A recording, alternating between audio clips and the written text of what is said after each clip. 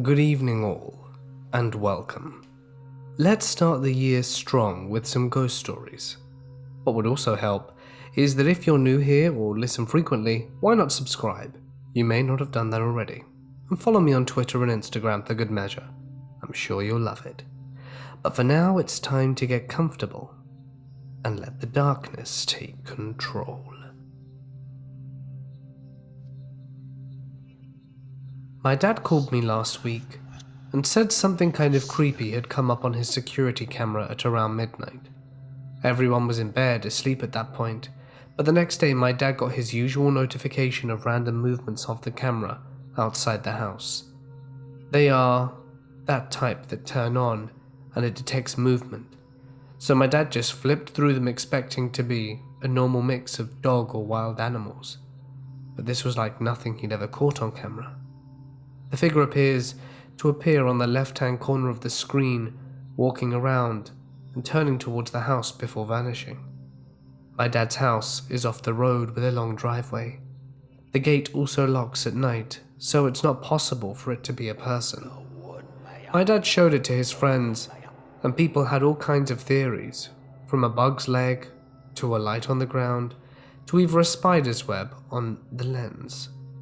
The last kind of creepy thing my dad said was that as they were gardening in the morning and dug up around there, they found some odd-looking rocks. Dad even made a joke it resembled a tombstone. Now, I'd appreciate help. If this is like anything you've ever seen before regarding paranormal footage, should I be worried about future hauntings? My dad's worried about my little sisters, as they are kids, and doesn't want to tell them that there could be ghosts around the house. My father tells me this story of my childhood every once in a while. When I was around 6 years old, my dad's best friend ended his life. His name was Joe. Obviously, it was a very rough, emotional time for my dad. Joe was my dad's best man at his wedding, the one guy who was always there for him. After my dad got married, he and my mum left Joe and the town they were in to start a life outside the town they grew up in.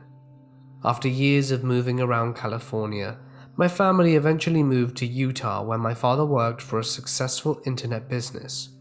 Joe stayed behind in Washington because my family was so far away from their old life with Joe. There wasn't a lot of foresight and warning that Joe intended to end his own life though. Joe's sister apparently had been blaming Joe's wife for her brother's suicide. Joe and his wife drank a lot of booze and probably as a result fought a lot. My father had always said they were a passionate couple. Yes, they would fight often, but he hardly knew two other individuals who were so completely in love, and for this reason he didn't believe it. A few days after Joe ended his life, his widow called up my father sobbing, saying about how she thought it was all her fault. After about an hour's worth of crying and trying to console her, he told her, "If there was a way for me to talk to Joe right now, I guarantee that he would tell you that he loved you and that it wasn't your fault that he ended his life." Crying, she still didn't believe him, but she thanked him for the kind words and let my father go. My dad was obviously distraught after that long, hysteric conversation. He had been down in his office for a while and decided to come up and check on his kids while making a pot of coffee to take his mind off things. We were all supposed to be napping, but he thought he'd peek his head into our rooms to make sure we were safe, maybe try to have a little smile or brightness added to his day. Sure enough, when my dad got to my room, I was fast asleep on my bed. He went to my brother's room, and he was also sleeping. Finally, he checks on my sister, who's sleeping as smugly as an angel. He decides to go back towards my room and enter the kitchen to make some coffee. As he walks by my room, he notices a whimper. He turns around and enters the room, where he finds me weeping. I was 5 years old, so the way I was crying seemed odd to him. Normally, a 5-year-old would cry drastically or over-dramatically, but I wasn't. I was just sitting on the side of the bed weeping. My dad enters the room and says, "Matty, what's up? Why are you crying?" It's then that I stop crying for a moment, look at him with teary eyes and say, "Rick, It's not her fault. I love her. It's not her fault. With that, I stopped crying, rolled over back into bed, and fell swiftly back to sleep. Needless to say, my dad crapped his pants. I was tucking my 3-year-old son into bed the other day. We say the typical slews of I love yous, and then he stops talking, which is extremely atypical. He has maybe shut up once his entire life, so he puts his head down on the pillow, kind of pointing his face down, and rolls up to look at me.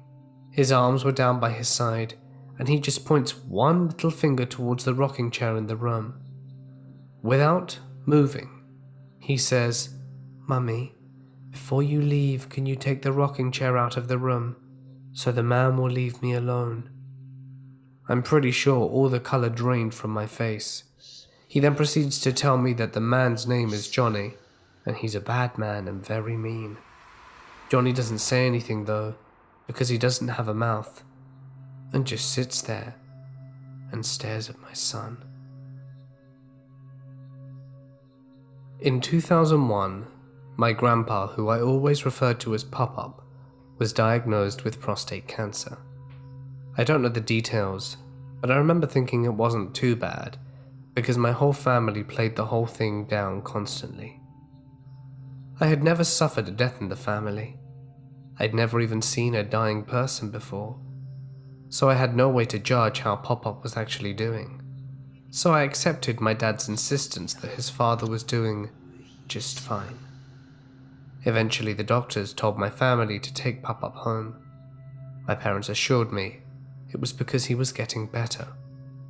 Obviously my dad would be at my grandma's and Pop-Up's house every morning to help out, but after he had done everything he could for them, he would return home and ask if my sister and I wanted to go see them. We would obviously say yes, and he'd hop back into the car and carry us back out to their house. One day I remember having a really strange dream. It was cowboys and Indians. I've never been interested in westerns and all of that, but my Pop-Up loved them. Suddenly, he appeared in my dream. Well, not in my dream, more like in front of it, and he mouthed something inaudible and I woke up. I looked at the clock. It was around 7:30. Way too early for a 13-year-old boy to be up. But the dream had shaken me, so I had crawled out of bed. My sister was already up, which was equally strange. I said good morning and grabbed some cereal, and around noon my dad came home as usual and asked us if we wanted to see Grandma and Pop-Up. By this point he knows he doesn't need to ask, but habits are hard to break. We load up the car and head on over. Here's where everyone feigns surprise out of politeness. Before my dad turns the car off, he says, "Guys, I have some news for you. Pop-Up died this morning." I was stunned, for many reasons. Obviously, first, I thought he was getting better, and two was because I recalled the dream and realized that it was my Pop-Up. He was mouthing goodbye. I later realized he had died at 7:30 that morning, the same time he appeared in my dream. Furthermore, my dad would always bring our dog with him to my grandparents' house, a little Jack Russell named Lucky. Lucky would always hide under the hospital bed my Pop-Up was in. The day Pop-Up died, Lucky skulked out from under the bed, and as he took his last breath, Lucky took off on the far side of the room and let out a chilling howl. When I was around 17, I was at my friend's apartment building, which his parents owned. We had an apartment to hang out in on the top floor, and used to go to the roof to smoke. That night, we were about to go up, but I had to pee, so I told him I'll meet you up there. After I was done, I went to the stairs to the attic portion that was connected to the roof. There were no lights up there, so we used our phones to guide us. It was an old building, and the attic was creepy and cluttered all the time. As I made my way to the roof door, I saw a shadow pass by me. I followed the direction it went, thinking it was my friend. I kept saying that I knew it was him and to stop playing around. It passed me a few more times when I heard my friend's voice from downstairs. He got a call from his girlfriend and was in another room talking to her the whole time.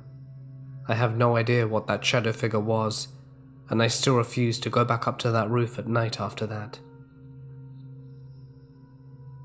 I once had a friend that I knew for almost 5 years.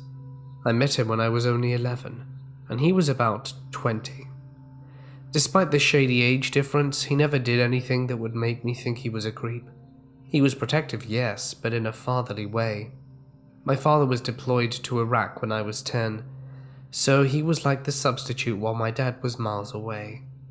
We usually talked over Skype, and we would talk hours at a time. I had a friend who also talked to him, but not as often as I did.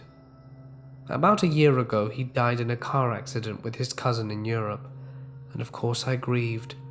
It wasn't often that I would cry over anything, but this was something that hit me hard. This is only a little bit of a backstory. So I've always been someone who's trusted their gut, and strangely enough, even in my dreams, I've had small, harmless dreams which I experienced the same thing a few days after the dream.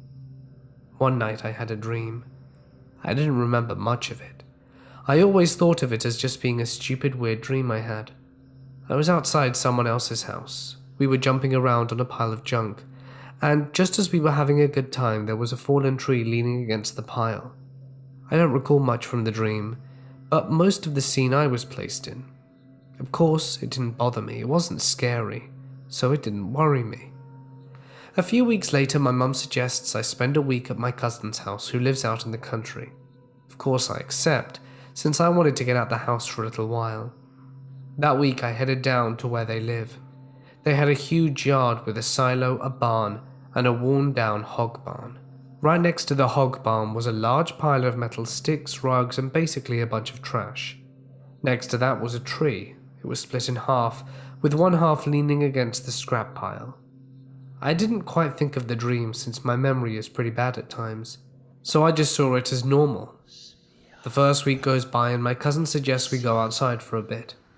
I agree, finding nothing else to do in their home, and we go out and walk for a bit and talk before I make it to the scrap pile. I was the one who suggested we climb around it, so we did. We both climbed to the top and found a cozy place to sit. I sat on one of the branches of the broken tree, and she sat further across the pile from me on an old rolled up rug. I can get pretty hyper at times, and it makes it hard for me to sit still sometimes, so I started bouncing on the branches. Of course, our 160-pound girl bouncing constantly on the branch is going to make it snap, and that's when it did. I snapped, and the tree fell. I tried to grab onto whatever I could, which was a small twig, which snapped easily and sent me falling. I fell straight on my back on an old gutter that was facing down. The sudden events left me shocked and unable to move, and as I was slowly rolling off the gutter, below the gutter was a thin metal, sharp, jutted metal sticking up that was surely going to impale me if I'd continued rolling over. As I rolled though, I felt someone grab my arm.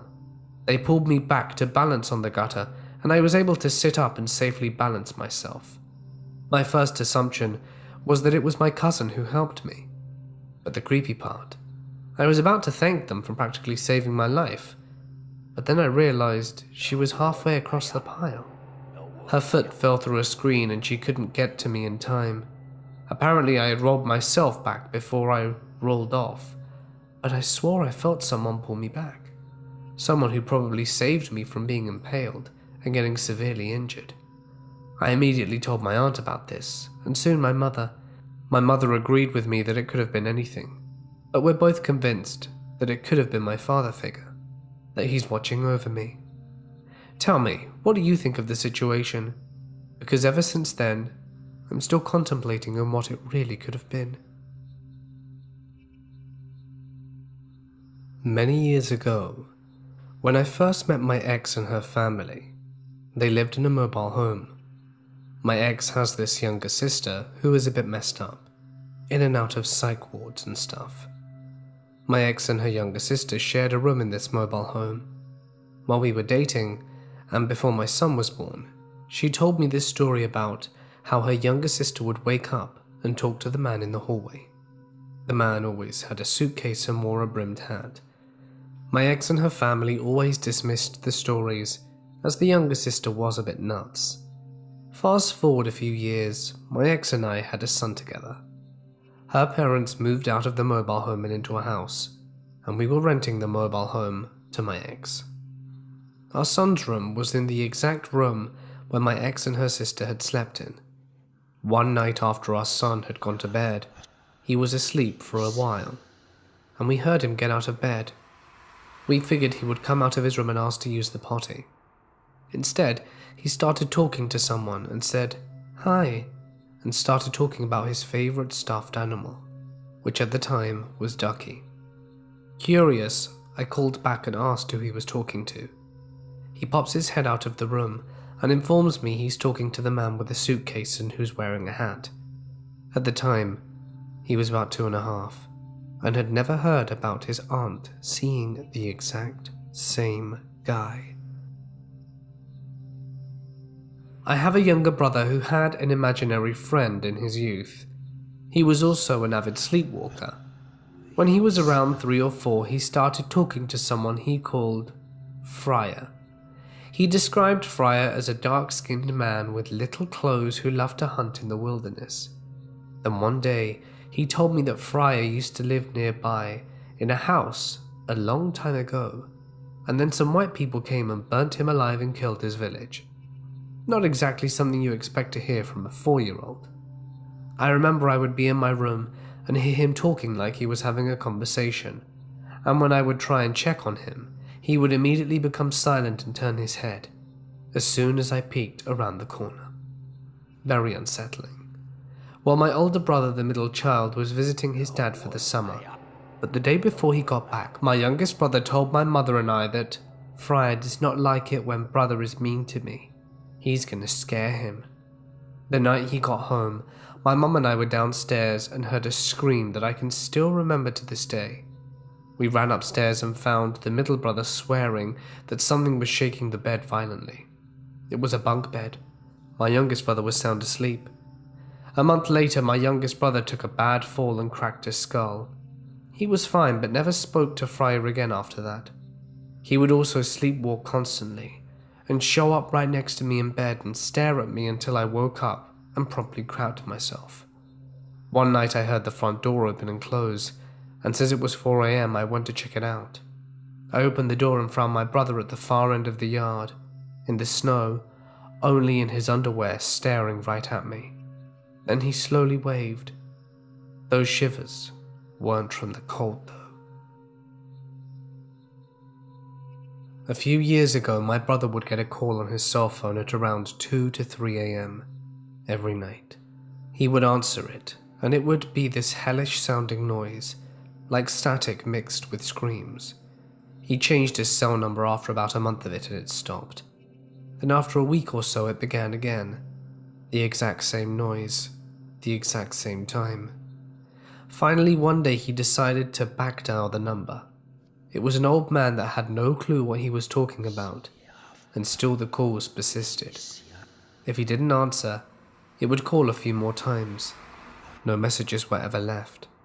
He decided to say screw it, end his contract with the phone company, switched to a new one, and then got an entirely new number. You guessed it. The screaming static calls continued after a short delay. By this time he was terrified every night, unsure why this was happening. He backdialed the number again and got a different person. Around this time he lost his job and his phone. The calls stopped, of course. His phone was disconnected now. So one day my mum asked me to listen to this weird message she got on our home phone. It was the static screaming. We showed my brother and he was freaking out. He backdialed the number again, and it said the number was disconnected this time. Never heard from it again after that. A few months ago, my 3-year-old daughter had the flu. After she was feeling a little better, my wife took her outside into our backyard to play. My wife was sitting on the back step, and my daughter came up and asked her if she could play with the little girl on our slide. My wife said, "I don't see a little girl."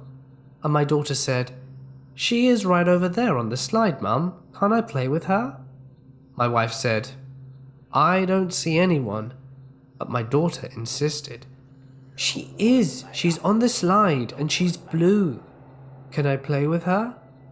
My wife freaked out and said, let's go inside and make a snack. So they did.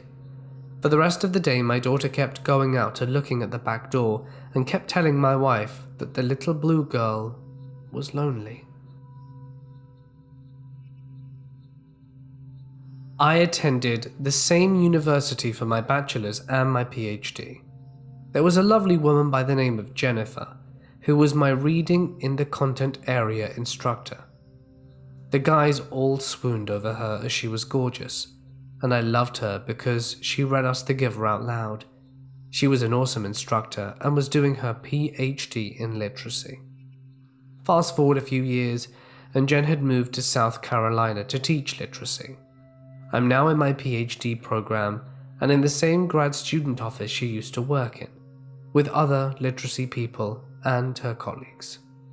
And then we get the news that she was murdered by her boyfriend. Everyone is in total disbelief and devastated. It was a huge blow to the department, as she was genuinely loved by everyone who knew her.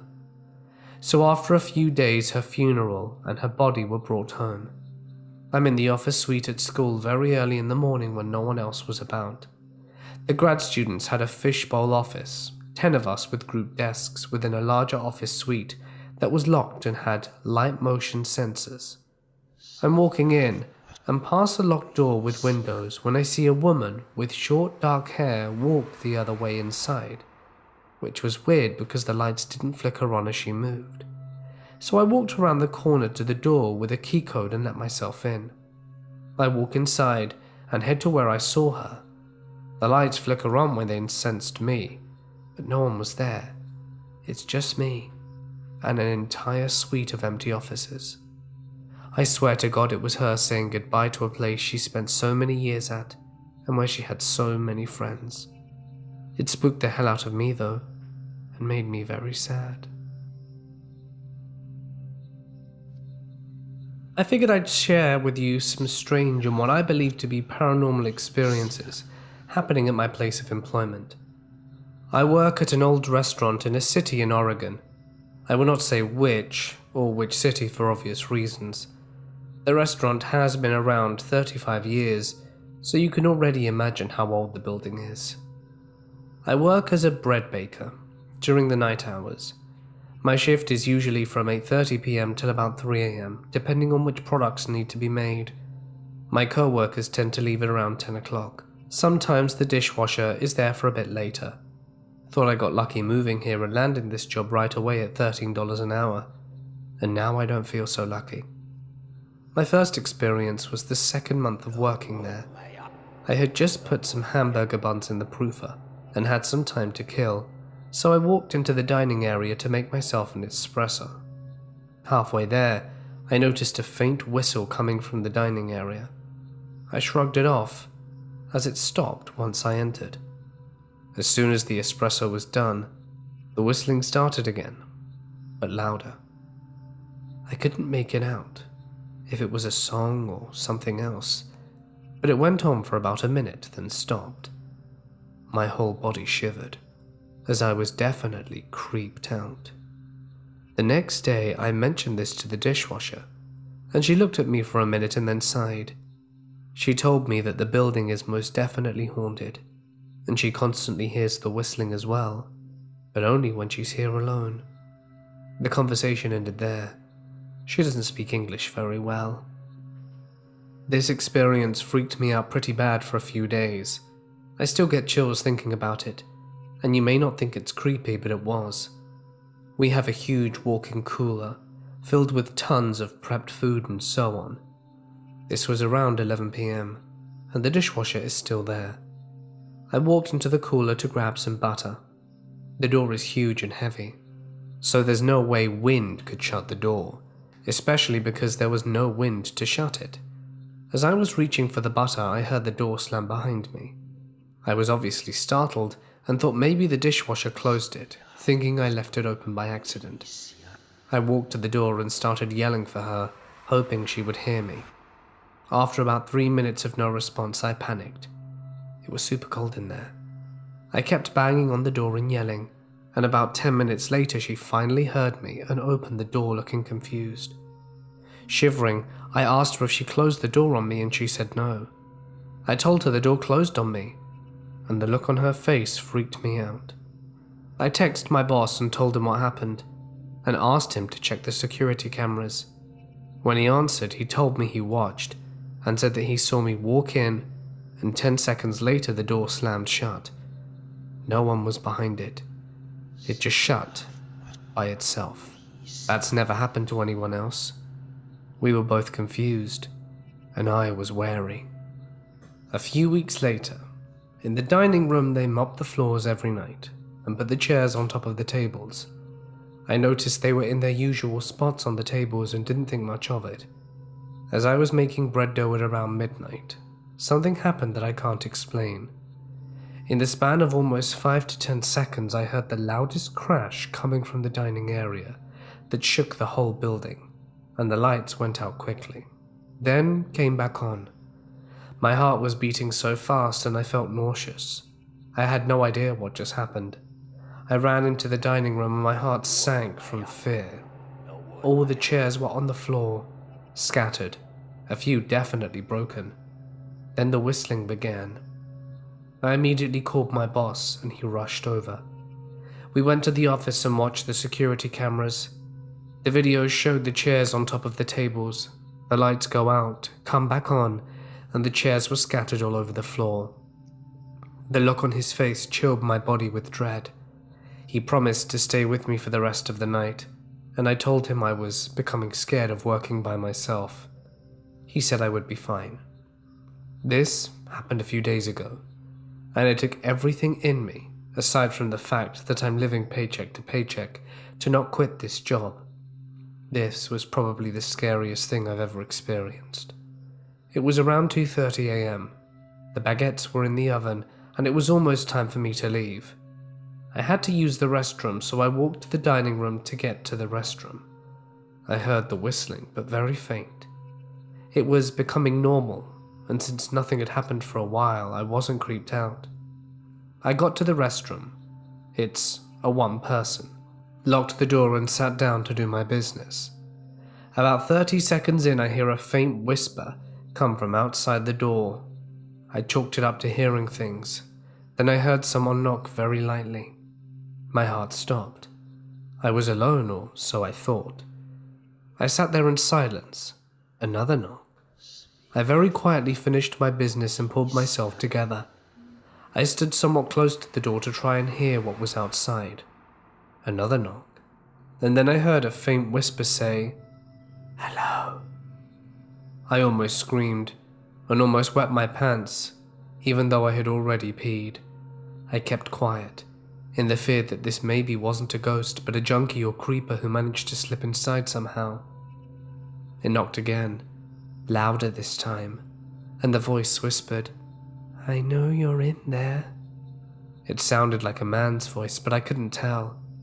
It began to jiggle the handle of the door, and that's when I flipped out, screamed to leave me alone, and the handle jiggled more violently, and then abruptly stopped. I stood there in fear for about a minute. It slammed the door so hard I was surprised it didn't fling open. My heart was racing and tears were streaming down my cheeks. Everything went silent for a good 20 seconds. There was another loud bang that shook the whole restaurant again. The door swung open so violently, and no one was there. I ran out of there so fast, screaming and crying. The chairs were flung about, tables turned over, coffee cups shattered on the ground. I ran to the kitchen, grabbed my things, shut the ovens off. Hell, I didn't care if the baguettes were done or not, and ran out the building to my car. I called my boss, sobbing and hyperventilating, and he told me to wait in my car. He arrived 5 minutes later, flying into the parking lot in his car, got out, but I told him I was not going back in there. He went inside and came out about 10 minutes later, looking weary and upset. He told me he watched the security footage and couldn't believe what he saw.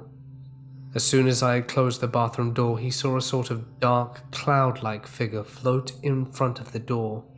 Right before the bang, the camera went to static for a few seconds to show the whole dining room a mess. Then the camera showed me running out of the bathroom. It's only been a few days since that happened. I'm still shaken a bit by it. My boss gave me the week off, paid time. I need to think this through. Is it actually worth it? Working in constant fear? This is my brother's story, not mine. He is the janitor at this church and he works late at night. Before he started working there, he not only didn't believe in ghosts, but he literally thought that those who did were of an inferior intelligence. The first experience he had was when he was trying to study in this one room at the front of the church. He was trying to study, but the noise started, and it sounded like whispers in a language he couldn't understand. He thought his brain was playing tricks on him, so he kept trying to study. But the noise got progressively louder and louder until he couldn't take it anymore and ran out the church. The scariest experience he had was one night when he was vacuuming. He had a phone at the time that would super annoyingly inform him every 5 minutes for the hour before it died that it had low battery. He was vacuuming like he always did, and then he received a call. It was from the church's phone number, and before he could pick up or reject, his phone instantly died. He started sprinting to his car, and he heard the noise of the door in front of him open even though it just stayed shut. He told me he smoked 14 cigarettes in his car on his 10-minute drive back to his place that night. Then, after having these experiences, he started asking other people who worked for the church if they'd had anything strange happen to them. All of them said yes. The scariest one was of this lady who works in one of the offices in the church. One night she was working late, and the church was empty, when this old woman who she knew appeared out of nowhere. She was all like, "Hey Mabel, coming to service tomorrow?" But Mabel ignored her and continued towards the stairs and started walking up them. She was very confused and felt that Mabel was being rude or perhaps didn't hear, so she left her office to go upstairs and find Mabel, but there was no one there. When she got to the top, she remembered that this particular old woman had had her funeral in the church recently after dying the week before. And now that I can talk about my own experience, I was once closing up an event at the rec center I work at. I was locking the doors and picking stuff up and doing general cleaning when I heard 2 notes played on a piano in the big event room I was in. I asked who was messing with me and looked around, and there was literally no one there.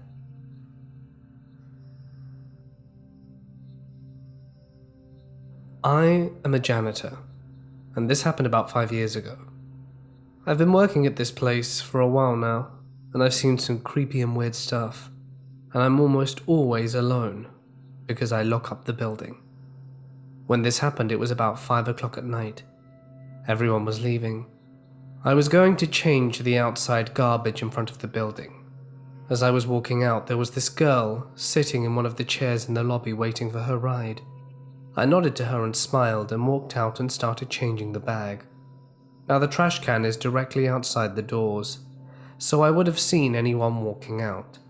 And there are windows everywhere, so I would have seen people get up and leave the room as well. It only takes me 20 seconds to change the bag.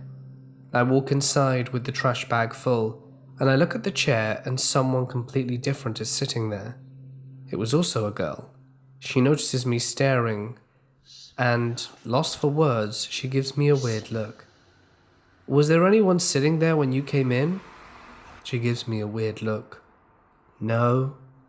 "How long you been there?" "I was directly behind you when you walked out." "You didn't see someone else there, another girl maybe?" Her face goes white and concerned with a mix of fear. "No, I didn't." I was lost for words and walked back in. That girl was nowhere to be found and I haven't seen her since. Keep in mind, I've seen a lot of stuff and heard weird things in this building. I've even heard my own name through a podcast, and the lights flickered. Shortly after the birth of my first son, I had a strange experience. While I was laying in bed with my newborn, I experienced that unmistakable feeling of a cat walking across the top of my pillow. I thought maybe one of my own had snuck into the bedroom, and so I sat up to swat it away, but nothing was there. My door was closed and no cat was in the room.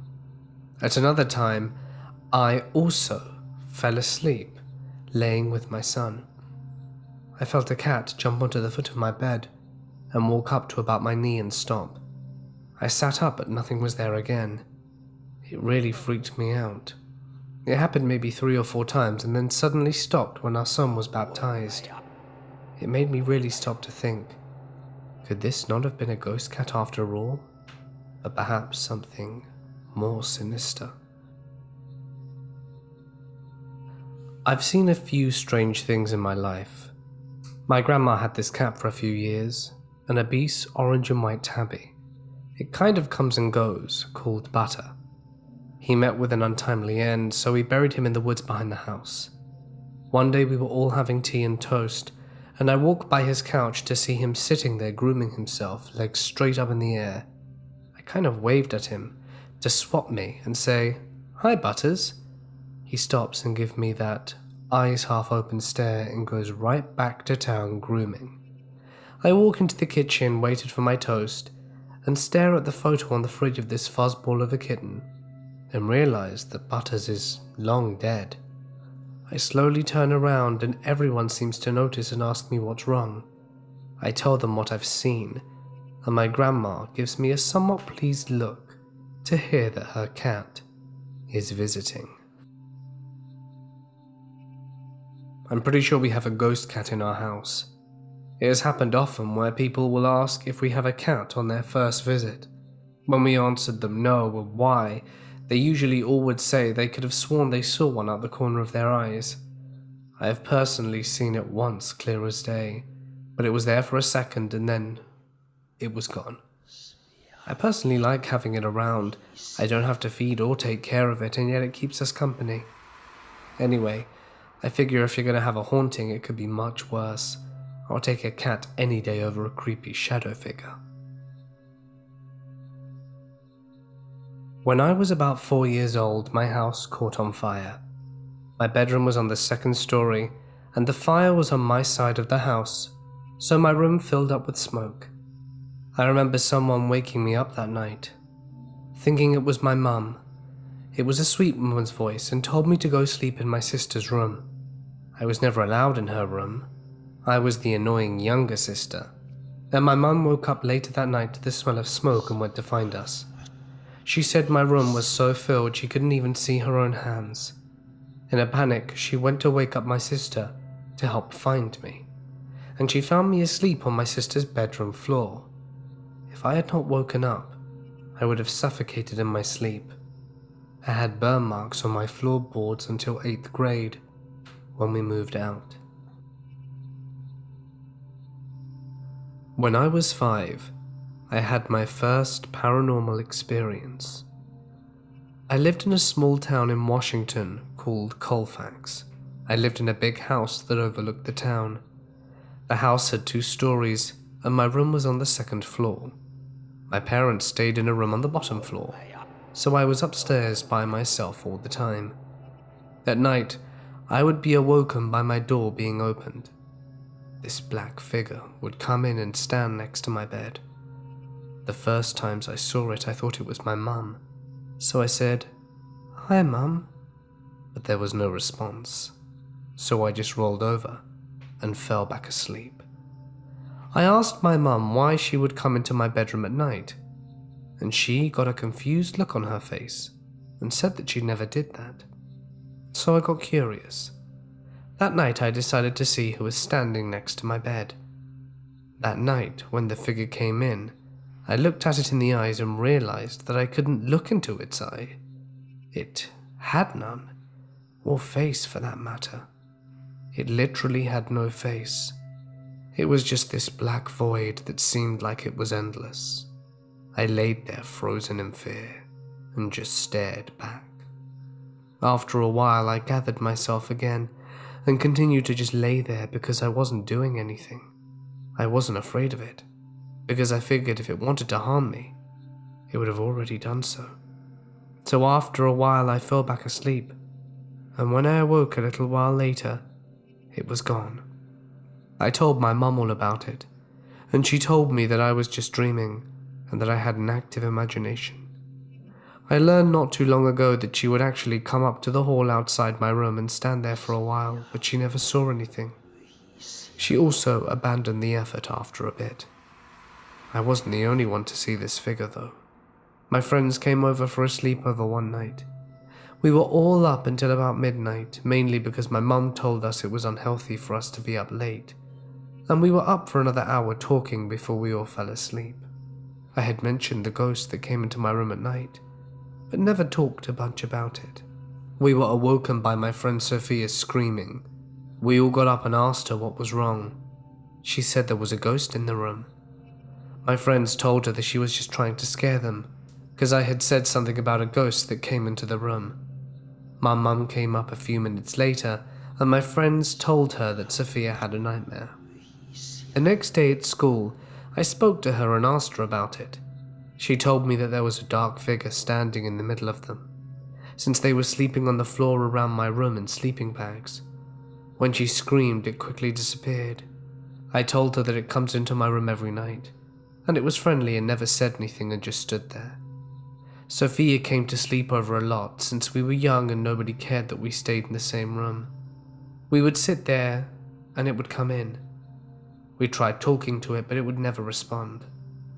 I'm 17 years old now, and have since moved away from the house, but still at night it comes to my bedroom. It's followed me wherever I've lived, but does not come into my room as often anymore, or at least when I'm not awake. I'm not afraid of it. I know it doesn't want to scare me. I take comfort knowing it's watching over me, and I'm curious if this is something that has happened to others. When I was a kid, I spent a lot of time at this house that was the headquarters for a small theatre company that I worked for. There were several stories that people had about seeing various ghostly things there, but one of the ones that kept coming up was a ghost cat that a couple of different people claimed to have seen. Now fast forward to 2 years ago, my girlfriend and I were staying at the house for a few weeks while we were working on a show. She had only become involved at the theatre recently, so I didn't know any of the old stories. There was an actual cat living there at the time, and we always slept with the door closed because we're both allergic. So one night I wake up to get her out of bed, and she's saying something like, "Come on, Persephone, get out of here." Then bend down as if to pick something up, then gasp, then a moment later climb back into bed. The next morning she told me she had a dream where she heard the door open and she got up to see a cat in the room, and figured Persephone had pushed the door open to come in. So she got up to pick her up and put her out again, but as she reached down to grab the cat, it disappeared. Since that's not what's supposed to happen, she figured it was still a dream. So I said to her, "I think you met the ghost cat actually." And she was like, "What ghost cat?" So I told her the history of it, and she asked me to describe what people had seen. A white, short-haired cat, as opposed to Persephone, who's a grey and long-haired. At which point she sort of freaked out, because what she had seen had appeared to be white, but she had just assumed it looked that way because of the lighting. Hey guys, it's Mort here, and thank you so much for listening. I hope you enjoyed tonight's ghost stories. Please don't forget to subscribe if you're new here, as that is very much appreciated. And why not follow me on Twitter? Link in the description. That would really mean the world to me. Another goal I have, other than 1 million subs, which I know is lofty, is 10,000 followers on Twitter, which I think is far more attainable. I hope everyone is doing well. My voice seems to be fully recovered. I woke up feeling really good this morning. Still a little bit of an improvement to go, but generally feeling pretty good. I hope everyone else has had a really lovely day, and yeah, just keep carrying on for the new year. Stay awesome everyone, and I'll see you in the next one.